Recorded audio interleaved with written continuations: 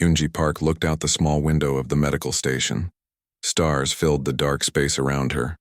The blue-green planet below was Proxima Centauri 3, the newest human colony.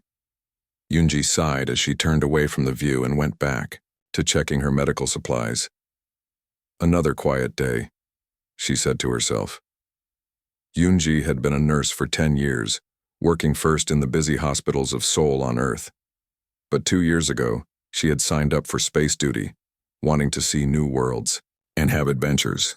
So far, her days on the military medical station had been just as routine as on Earth, counting pills, checking machines, and treating the occasional training injury. The medical station orbited the colony planet, keeping watch alongside 3 large battleships. The United Earth Defense Force protected all new human settlements. Humans had only been traveling between stars for about 10 years, and they were careful about protecting what they had built. Yoonji finished her inventory and sat down at her small desk. She pulled up the patient schedule on her tablet. Only 5 appointments today, 3 routine physicals and 2 follow-ups for minor injuries. She brushed her short black hair out of her eyes and took a sip of her coffee. That's when the alarm started. Red lights flashed throughout the medical station. A voice came over the speakers. All personnel to alert stations. Unknown entity detected near the colony. This is not a drill. Repeat, this is not a drill. Yoonji jumped up and rushed to the emergency medical bay. Other medical staff were all ready, preparing beds and equipment for possible injuries. Dr. Han, the chief medical officer, was giving orders. Park, prepare the trauma units, he called to her. We don't know what we're dealing with yet, but military command says we should be ready for casualties. Yes, doctor, Yoonji replied, moving quickly to set up the equipment. As she worked, she heard snippets of conversation around her. They say it just appeared out of nowhere. Came right through subspace, nothing on the sensors until it was already here. Bigger than a battleship, they say. The main screen in the medical bay switched on, showing a view from one of the military ships. Yoonji gasped along with everyone else when she saw it. Against the blackness of space floated what looked like a deeper blackness, a void that seemed to drink in the light around it. It was roughly oval-shaped but kept shifting, with parts of it reaching out like tentacles or fingers. It was hard to judge its size without anything nearby for comparison, but it seemed enormous. What is that thing? Yoonji whispered. The screen split to show General Tae-woo Kim, commander of the Defense Force in this sector. His face was stern as he addressed all stations. At 0730 hours, our sensors detected an anomaly emerging from subspace. We have classified this entity as Voidfang based on its appearance. It does not match any known species or phenomenon. Initial attempts at communication have received no response. The entity is on a course toward the colony. The general's image was replaced by a closer view of the Voidfang. Yoonji saw that the tentacle-like parts were moving, seeming to reach out toward the nearest military satellite. We are dispatching ships to intercept and assess the threat level. General Kim continued when his face returned to the screen. All non-combat personnel should prepare for possible evacuation. The emergency bay erupted in nervous chatter after the announcement ended. Yoonji continued preparing her station, but kept glancing at the main screen, which now showed 3 battlecruisers moving toward the strange entity. Captain Jun-ho Baek, head of the science division, entered the medical bay and went straight to Dr. Han. This is a mistake, Yoonji heard him say. We should be trying to communicate, not sending warships. That's not our decision, Captain, Dr. Han replied. Our job is to be ready for whatever happens next. Captain Baek looked frustrated but nodded. As he turned to leave, he caught Yoonji watching. He walked over to her station. What do you think, Nurse Park? You worked in xenobiology before joining military service, didn't you? Yoonji was surprised he knew her background. Yes, sir. I specialized in alien physiology at Seoul National University before becoming a nurse. And what does your training tell you about that? He nodded toward the screen, where the battle cruisers were now launching smaller fighter ships. Yoonji hesitated, then said, It's moving like a living thing, sir. Not like a ship or machine. See how those parts reach out and then pull back? It reminds me of how simple organisms sense their environment. Captain Baek nodded, looking thoughtful. That's what I thought too. But General Kim sees a potential threat, not a potential life form. On the screen, the fighters had formed a perimeter around the Voidfang. Suddenly, one of the tentacle-like extensions shot out, impossibly fast, and touched a fighter. The small ship simply vanished. Alarms blared again. The Voidfang seemed to pulse, growing slightly larger. Then another tendril reached out, taking another fighter. And another. It's eating them, Yunji whispered in horror. The larger ships opened fire, energy beams striking the black void. But the beams seemed to disappear into the entity without effect. Worse, with each beam that hit it, the Voidfang grew visibly larger. It's absorbing the energy, Captain Beck said. They're making it stronger. The command channel opened again. General Kim's voice was tense. All ships, fall back. Repeat, all ships fall back immediately. That thing is consuming our weapons fire. But it was too late. The Voidfang sent out multiple tendrils at once, each one reaching for a ship. Within minutes, half the fighters were gone. Then one of the tendrils, now massive, wrapped around an entire battlecruiser. The medical bay watched in stunned silence as the huge warship was slowly pulled into the blackness and disappeared. 3,000 people were on that ship, someone whispered. The remaining ships were retreating at full speed, but the Voidfang pursued, moving faster now.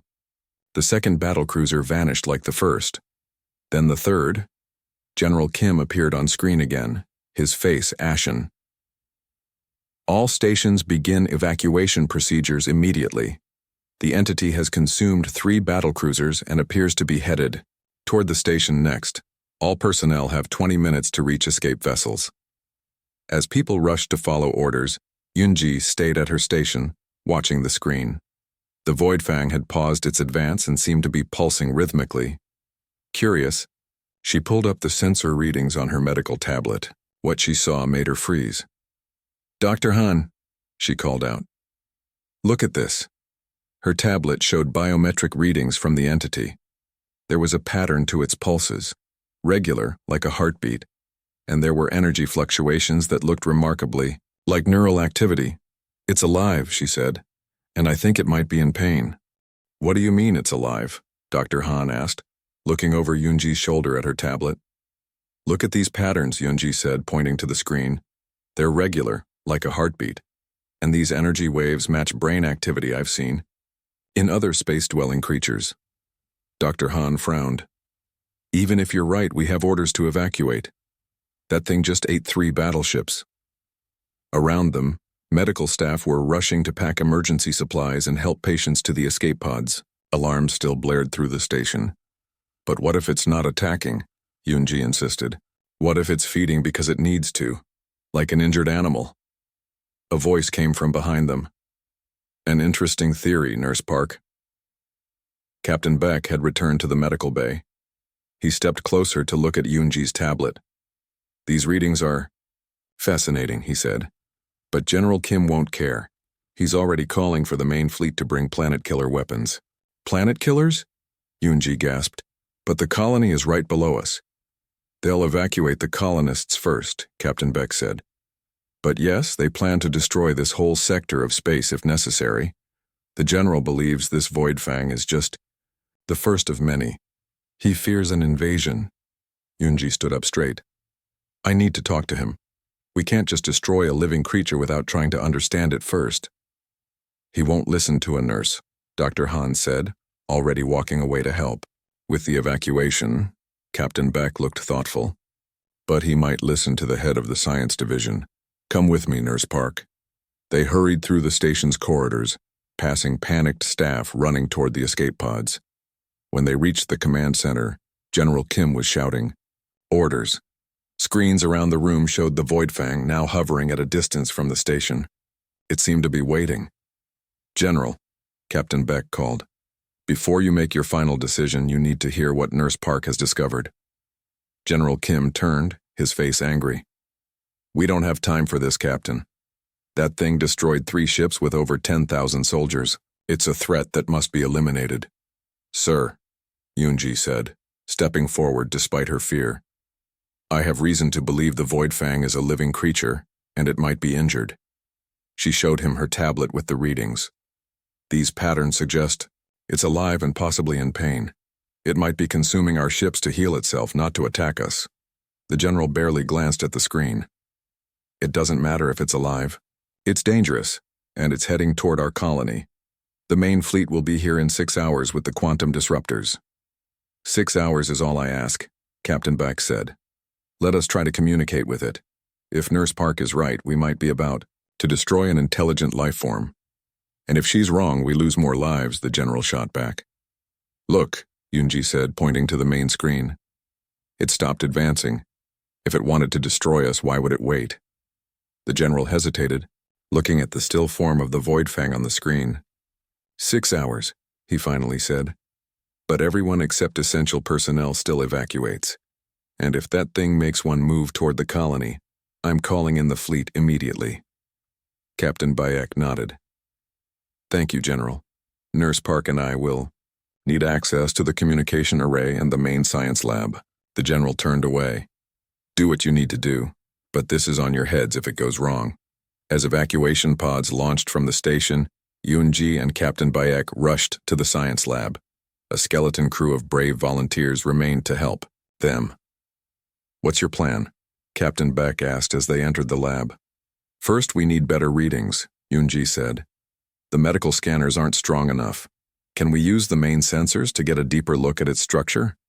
Captain Beck nodded. To a young scientist. Do it. As they waited for the scans, Yunji studied the creature on the screen. Those tendrils it sent out. They remind me of how certain deep-sea creatures on Earth feed. They extend parts of themselves to absorb nutrients. So you think it's just hungry? Asked one of the scientists. Or hurt, Yunji said. Maybe both. It came through subspace. What if the journey damaged it somehow? The scans began to appear on the main screen. The Voidfang's outer layer was dense, almost like armor, but inside was a complex structure of energy patterns and what looked like organs. It's definitely alive, Captain Beck said, wonder in his voice. But how do we communicate with it? Yunji studied the scans. Look at these energy pulses it's sending out. They change when our ships get close. I think it's trying to communicate already. She turned to the communication specialist. Can we mimic those pulse patterns and send them back? We can try, the woman said, already working at her console. For the next 2 hours, they sent various patterns of energy pulses toward the Voidfang. At first, there was no response, then slowly the creature began to pulse back in matching rhythms. It's working, Yunji said excitedly. It understands we're trying to talk to it. But their success was short-lived. A warning alarm sounded and General Kim's face appeared on the screen. The main fleet will arrive in 1 hour, he said. They're preparing the quantum disruptors. Have you made any progress? Yes, sir, Captain Bayek said quickly. We've established basic communication through energy pulses. The entity appears to be responding. Responding isn't enough, the general said. Can you tell it to leave our system? Communication is still very basic, Yunji explained. We're just establishing trust. Please give us more time. There is no more time, General Kim said firmly. The fleet commander has final authority, and he's decided the risk is too great.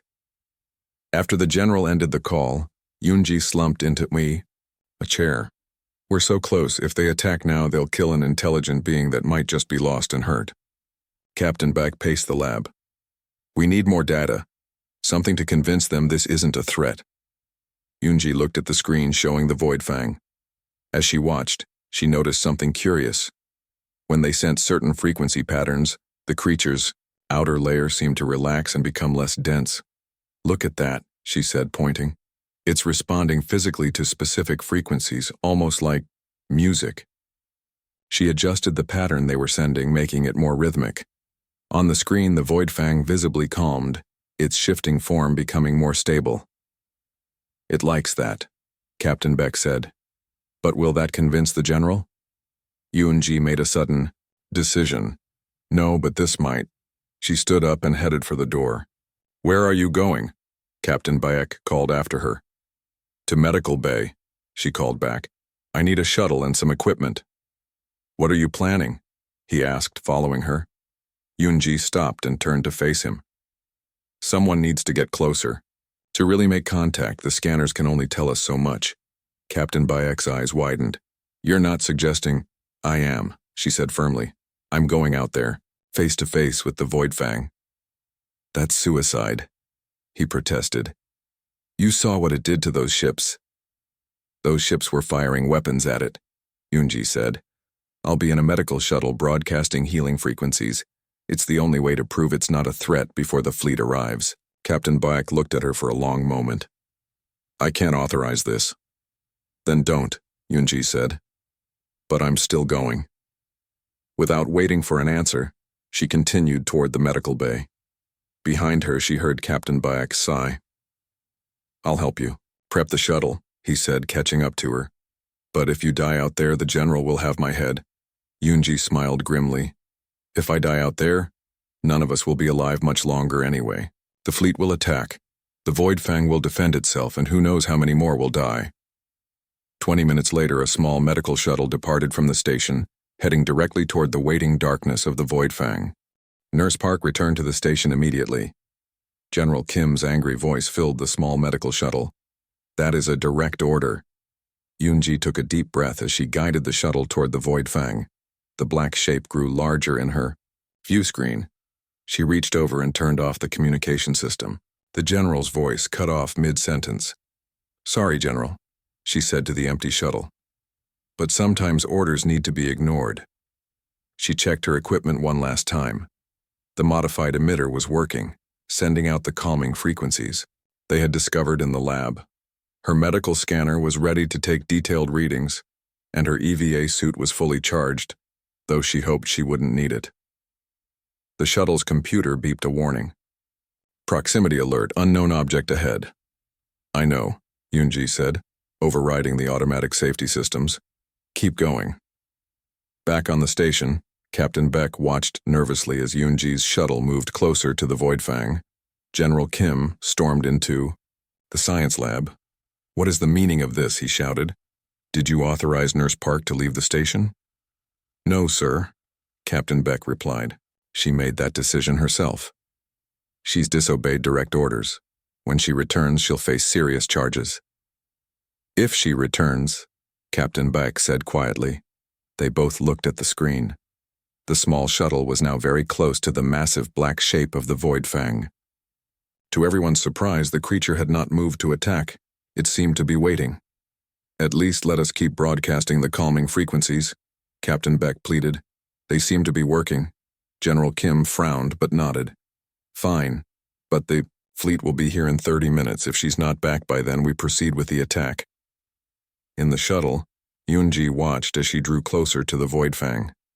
Up close, it was even more strange and beautiful than she had imagined. The blackness wasn't simply dark. It shifted and moved like living ink in water. The edges of it sparkled faintly with tiny points of light, almost like stars. Hello, she said softly, though she knew it couldn't hear her words. I'm Yunji. I'm here to help you if I can. The shuttle's sensors showed that the Voidfang was responding to the frequencies she was broadcasting. Its movements had become slower, more regular, almost peaceful. When she was about 100 meters away, Yunji stopped the shuttle. According to the original plan, this was as close as she should get. She would take readings from here and then, return to the station with proof that the creature was not aggressive. But something told her it wasn't enough. The fleet would still come. General Kim would still give the order to attack, and this magnificent being would die. Yunji made a decision. She stood up and walked to the back of the shuttle where her EVA suit was stored. Quickly, she put it on, checking all the seals twice. Then she went to the airlock. Computer, open outer door, she said. Warning. Opening outer door will expose the airlock to vacuum. Confirm command? Confirmed, Yunji said firmly. The airlock door slid open. Yunji pushed off gently, floating out into space. The stars surrounded her, clear and bright, and ahead, filling her vision, was the Voidfang. She had brought a small personal emitter that continued broadcasting the calming frequencies. In her hand, she held her medical scanner. Her suit thrusters moved her slowly forward toward the edge of the black void. On the station, alarms went off as the sensors picked up Yunji's EVA. "What is she doing?" General Kim demanded. Captain Bayek stared at the screen in disbelief. "She's approaching it directly, in just an EVA suit." "She's insane," the general said. "She'll be killed instantly." "Maybe not," Captain Bayek said, watching closely. "Look, the Voidfang isn't attacking, it's waiting for her." It was true. The great black shape remained still as Yunji floated closer. When she was just 10 meters away, she stopped her forward motion and simply floated, facing the void. Yunji's heart was beating fast, but she wasn't afraid. Somehow, she knew this was right. She raised her hand, palm outward, in a universal gesture of peace. For a long moment, nothing happened. Then slowly, a small tendril of darkness extended from the main body of the Voidfang. It was thin and delicate, nothing like the massive tentacles that had swallowed battleships. It moved toward Yunji's outstretched hand. "It's going to touch her," Captain Beck whispered. "All weapons target that thing," General Kim ordered. "If it makes one wrong move, fire everything we have." The black tendril hesitated, as if sensing the threat. Yunji spoke into her comm, which was still connected to the station. "Don't fire," she said calmly. "It's curious, not threatening. Please just wait." The tendril moved forward again and gently touched Yunji's gloved hand. She felt nothing through the thick material, but her scanner recorded a surge of energy at the point of contact. Then, to everyone's shock, the tendril wrapped gently around Yunji's arm and began to pull her toward the main body of the Voidfang. "Fire!" General Kim shouted. "Belay that order," Captain Beck countered.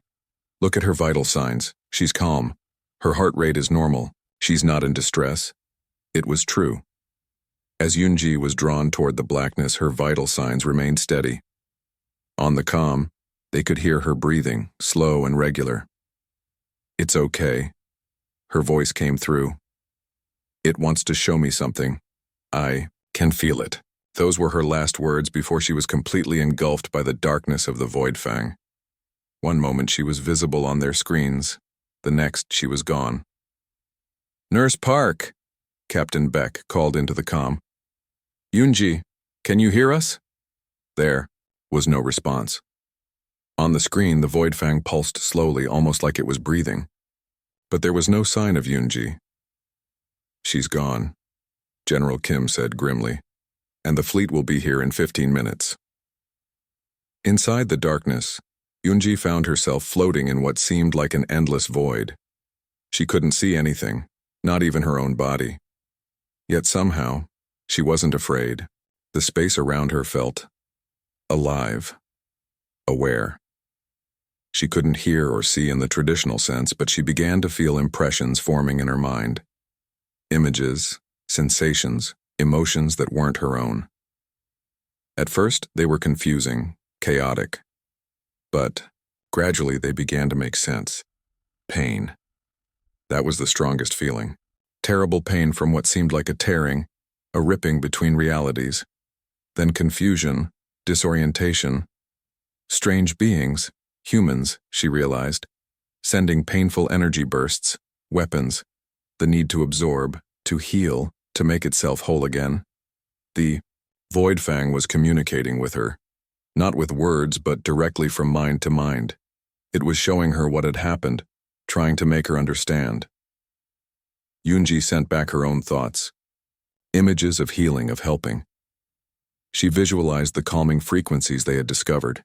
She tried to convey that humans didn't understand, that they were afraid. More impressions came to her. The Voidfang showed her glimpses of its home, a place between dimensions where others of its kind drifted peacefully.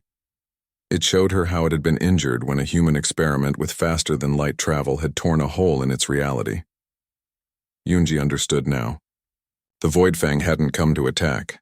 It had been pulled through accidentally, injured in the process, and had only been trying to survive in this strange new place. She didn't know how long she floated in the void, sharing thoughts with the alien. being. Time seemed meaningless here, but suddenly a new impression came to her. Urgency. Danger. The fleet had arrived. "The fleet has arrived," Captain Beck announced grimly. 5 battle cruisers and 20 support ships. General Kim nodded with satisfaction. "Good. Now we can end this threat once and for all." "But Yunji is still in there," Captain Beck protested. "We can't just fire on the Voidfang while she's inside it." "Nurse Park disobeyed direct orders," General Kim said. "Her life is forfeit. The safety of the colony comes first." The main screen lit up with the face of Admiral Du-Yun Choi, commander of the newly arrived fleet. "General Kim, we are in position. The quantum disruptors are charged and ready. We await your command to fire." Captain Beck stepped forward. "Admiral, I must inform you that a human is currently inside the entity. Nurse Yunji Park made contact with it and was absorbed. We have reason to believe she may still be alive." The Admiral frowned. "Is this true, General?" General Kim looked uncomfortable. "Yes, but she disobeyed orders. She took the risk willingly." "I see," the Admiral said. "Nevertheless, we cannot fire on a potentially sentient being while a human is inside it, not without attempting rescue." "Dr. Min-Sung Choi from the science station is here," Captain Beck said quickly. "He's our top xenobiologist. He has been analyzing the data we've collected." A middle-aged man with glasses stepped forward. "Admiral, the entity is showing regular patterns of internal energy movement. Our sensors show that Nurse Park's life signs are stable. More importantly, the creature has not made any aggressive moves since she approached it. I believe communication is taking place." "Communication?" the Admiral asked, skeptical. "Yes, sir," Dr. Choi continued. "We've been broadcasting specific frequencies that seem to calm the entity. It responds with patterns of its own. Very regular, very deliberate, not random at all." The Admiral looked thoughtful. "How long has she been inside?" "Almost 3 hours now," Captain Beck answered. "Give her 1 more hour," the Admiral decided. "If she hasn't emerged by then, or if the entity makes any aggressive move, we will have no choice but to fire." General Kim opened his mouth to protest, but the Admiral cut the connection before he could speak. Inside the void, Yunji had lost all sense of time. The communication with the Voidfang had grown deeper, more complex. She now understood that it called itself something that translated roughly to traveler. It was ancient, having drifted between dimensions for what humans would consider millions of years. The traveler showed her glimpses of other worlds, other realities that Yunji's mind could barely comprehend. Beautiful, strange places where the laws of physics were different. It showed her others of its kind, vast beings of energy and consciousness that moved through the spaces between dimensions. In return, Yunji showed the traveler images of Earth, of human civilization, of the colony. Below, she tried to explain that humans were young as a species, still learning about the universe. That they attacked out of fear, not malice. Most importantly, she used her medical knowledge to help the traveler understand its own injuries. The passage through the dimensional rift had damaged parts of its energy structure. That was why it needed to absorb matter and energy, to heal itself. Yunji showed it how to direct its healing more efficiently, how to repair the damaged areas without needing to consume so much. The traveler learned quickly, its vast intelligence grasping concepts that would have taken human scientists years to understand. Suddenly, Yunji felt a new urgency from the traveler. It sensed the weapons aimed at it from the fleet. It showed her images of destruction, of itself being torn apart by the quantum disruptors, not just killed but erased from existence in a way that was deeply terrifying to the ancient being. "I won't let that happen," Yunji promised, forming the thought as clearly as she could. "I'll show them you're not a threat." She felt the traveler's gratitude, a warm wave of emotion that surrounded her. Then, to her surprise, she felt herself being moved. The blackness around her began to thin. On the station, alarms sounded. "Movement from the Voidfang," a technician called out. Everyone tensed, watching the screens. A tendril extended from the main body of the black entity.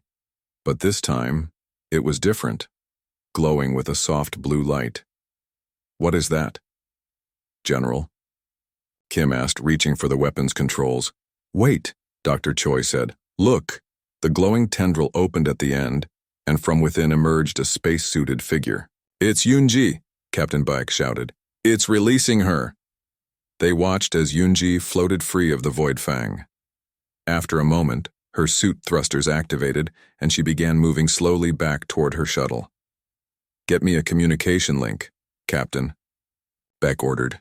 A technician worked at the console. "Channel open, sir." "Yunji, can you hear me?" Captain Beck called. There was a pause.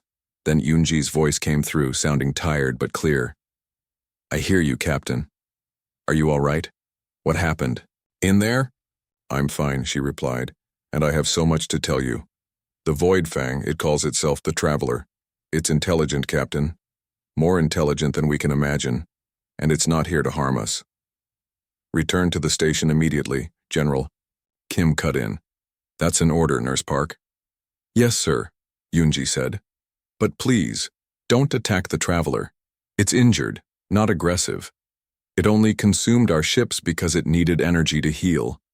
I've shown it other ways to repair itself." As she spoke, she reached her shuttle and climbed back inside. The small craft's engines lit up and it began moving back toward the station. "The Admiral has given us 1 hour before he makes his decision," Captain Baek told her. "Hurry back." 20 minutes later, Yunji walked into the command center, still wearing her EVA suit but with the helmet removed. Her face was pale and she looked exhausted, but her eyes were bright with excitement. "General Kim, Captain Baek, Dr. Choi," she greeted them. "Thank you for waiting. You have 10 minutes to explain why I shouldn't order the fleet to destroy that thing," General Kim said coldly. Yunji nodded. "The being we call Voidfang is actually a dimensional traveler. It was injured when one of our FTL experiments tore a hole between its reality and ours. It didn't come here by choice, it was pulled through." She connected her medical scanner to the main computer. Immediately the screens filled with complex data patterns. "These are recordings of its communication with me," she continued. "It doesn't use words. It shares thoughts directly, mind to mind. It showed me its home, other dimensions, things I can hardly describe." Dr. Choi studied the data with growing excitement. "These patterns, they're unlike anything I've ever seen. The complexity is astounding. Most importantly," Yunji said, looking at General Kim, "it doesn't want to fight. It just wants to heal and find a way home. I helped it understand how to repair itself without consuming our ships. Look." She pointed to the main view screen. The Voidfang had changed. The chaotic, shifting darkness had stabilized into a more defined shape, and it was glowing now with the same soft blue light as the tendril that had released her. "It's healing," she said softly. "And it wants to talk to us. To all of us." General Kim frowned. "Talk? How?" "The same way it talked to me," Yunji replied. "But it needs our help. If we broadcast the right frequencies from the station and the fleet ships, it can establish a connection. Not as deep as what I experienced, but enough for basic communication." Captain Beck looked at General Kim.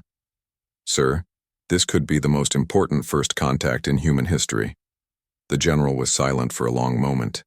Then he sighed. "Call the Admiral. Let's see if he's willing to talk to this traveler before he blows it to atoms." Dr. Choi was already working at a console, programming the frequency patterns Yunji had recorded. "Ready to broadcast," he announced. Yunji took a deep breath. "This is just the beginning," she said. "There's so much more it can teach us. About the universe, about reality itself. Things we've never even imagined." General Kim nodded to Dr. Choi. "Do it." The scientist pressed a button, and the frequencies began to broadcast from the station. After a brief consultation, the Admiral ordered his ships to do the same. The Voidfang, the Traveler, pulsed once, twice, then glowed even brighter. And in the minds of everyone on the station and the fleet ships, a single thought appeared. Clear and powerful and undeniably alien, yet somehow warm and familiar. "Hello, humans, thank you for helping me heal." 6 months had passed since the day Yunji Park had floated into the darkness of the being now known as the Traveler. 6 months of incredible discovery and change for humanity. Yunji stood by the large window in the new interdimensional relations center that had been built in orbit around Earth. The Traveler floated outside, its form now a beautiful, shimmering, blue-black sphere that pulsed gently with inner light. "Nurse Park," a voice called from behind her. "The Council is ready for your report." Yunji turned to see Captain Bayek, now promoted to Admiral Bayek, waiting for her. She smiled at her old friend. "I'm not a nurse anymore, Admiral. Remember?" He laughed. "Old habits. Come on, Ambassador Park, don't keep them waiting." Together they walked through the sleek corridors of the station. Staff members nodded respectfully as they passed. Everyone knew who Yunji was now. The woman who had changed humanity's future. The council chamber was a large room with a round table. Around it sat 12 people, the leaders of Earth's major nations and colonies. At the head of the table was General Kim, now the head of the Interdimensional Relations Bureau. "Ambassador Park," he greeted her, rising from his seat. "Thank you for coming." Yunji still found it strange to be treated with such respect by the general who had once threatened to have her arrested. But people changed. The general had changed, more than most after his direct mental contact with the Traveler. "General Kim," she replied with a small bow. "I bring news from our friend." The general nodded. "Please, share it with the council." Yunji took her seat and activated the holographic display in the center of the table. A three-dimensional image appeared, a map of local space, but with strange colored lines running through it. "These are what the Traveler calls dimensional currents," she explained. "Paths between our reality and others. The Traveler has mapped them for us. This will allow our ships to travel to stars we could never reach before." The council members murmured with excitement. Since the Traveler had begun sharing its knowledge, human technology had advanced more in 6 months than in the previous 50 years. "And what of the other Travelers?" asked one of the council members. "Have they made contact yet?" Yunji nodded. 3 more have appeared at the coordinates the Traveler provided. They are curious about us, about how we helped their lost friend. When the Traveler had first communicated with the entire station and fleet, many had been afraid. But Yunji had helped everyone understand that the being meant no harm. After the Admiral called off the attack, the Traveler had shared more of its knowledge. It had explained that there were many others of its kind drifting in the spaces between dimensions. They had avoided contact with humans before, seeing them as young and aggressive. But now, because of Yunji's compassion, they were reconsidering. "The medical exchange program is going well," Yunji continued. "Dr. Choi's team has learned so much about energy-based life forms. And in return, we've taught the Travelers about physical bodies like ours. They find us as fascinating as we find them." General Kim leaned forward. "And the defense applications? The President will want to know." Yunji sighed. "Some things changed more slowly. The Travelers have shared some knowledge that could be used for defense, yes. But they are peaceful beings. They hope we will be too." The general nodded. "Of course. But we must be prepared for less friendly beings we might encounter." "Speaking of preparation," Admiral Beck interjected, "the training program for the new medical contact teams is almost complete. 10 teams ready to make first contact with any new Travelers that appear." Each team was modeled after Yunji's approach, led by medical professionals trained to heal and help, not soldiers trained to fight. It was a new way of thinking about space exploration. After the meeting, Yunji returned to her quarters. Her desk was a hollow image of her family back in Seoul. They were so proud of her now. Her mother had stopped asking when she would come home and get a proper job at a hospital. A soft chime sounded, indicating that the Traveler was requesting communication. Yunji smiled and put on her neural interface, a small device that rested against her temple. It allowed her to communicate directly with the Traveler without the deeper mind meld she had experienced that first day. "Hello, old friend," she thought. A wave of warm greeting flowed into her mind. followed by images and emotions that translated roughly to, "The others are coming, many others. They wish to meet the humans who heal instead of harm." "We'll be ready," Yunji replied. "The new teams are almost trained." A feeling of approval came from the traveler, then curiosity. It showed her an image of Earth, followed by a question about human history. Yunji smiled. The travelers were endlessly curious about humans and their past. She began to share memories and knowledge about Earth's history, carefully including both the good and bad parts. The travelers appreciated honesty above all. As she communicated with her friend, Yunji reflected on how much had changed. 6 months ago, she had been a nurse on a distant station, bored and seeking adventure. Now she was humanity's ambassador to beings from another dimension. But most importantly, she had shown others a different way to approach the unknown. Not with weapons and fear, but with open hands and a desire to understand. The travelers shared an image of stars, countless stars beyond the limits of their galaxy, places it could show them if they were willing to journey together. "I'd like that," Yunji thought, "to travel with you." A feeling of joy came in response, bright and pure. The traveler had never had a companion in its long journeys between dimensions. The idea of traveling with a friend was new and exciting. General Kim had already approved the plans for a special ship, designed with the traveler's help. It would be the first human vessel capable of dimensional travel, and Yunji would captain it with a crew of scientists, doctors, and explorers. They would be the first humans to see other dimensions, other realities beyond their own, all because one nurse had looked at a terrifying void and seen not a monster, but a wounded being in need of help. As the communication ended, Yunji looked out her window at the stars. Somewhere out there, more travelers were coming, and humanity would meet them not with armies but with open hands and minds, not with fear but with curiosity and compassion. The universe, it turned out, was not as dark or dangerous as they had feared. It was full of wonders, waiting to be discovered by those brave enough to reach out instead of pulling back. By those who chose to heal rather than harm. And it had all begun with one small act of courage, a nurse who had faced the void with nothing but her compassion and her bare hands.